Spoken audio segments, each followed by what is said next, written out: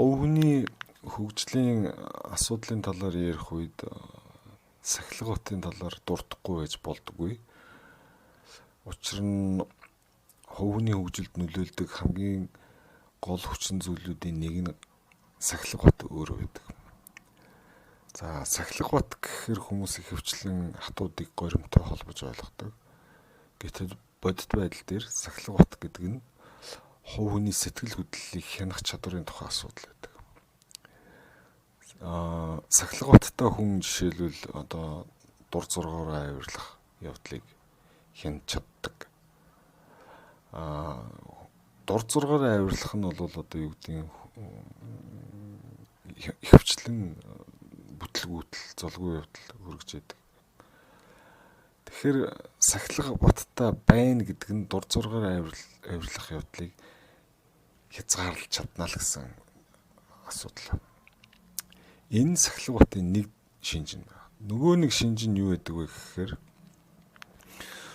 тууштай ажиллагаатай холбоотой байдаг. Сахилга бат гэдэг нь тууштай ажиллагаа шаардсан ажлыг хийж дуусгах чадварын тухай асуудал байдаг.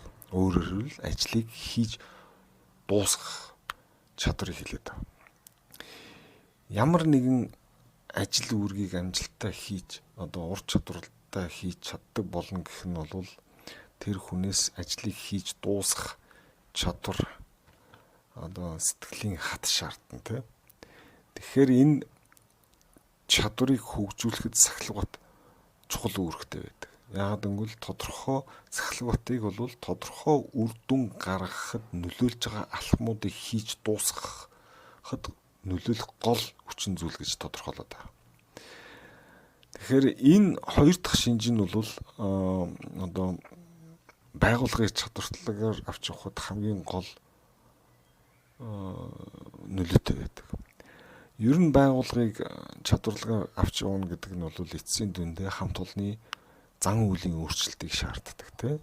Тэр зан үйлийн өөрчлөлт нь сахилга баттай холбоотой байдаг. Өөрөөр хэлбэл тэр хамт олон сахилга баттай болсон цагт тухайн байгууллагыг чадварлагаар авч явж байна гэж хэлж болно. Энэ утгаараа сахилга батыг төлөвшлийн эхний шат гэж сэтгэл зүйдээр хэлдэг юм.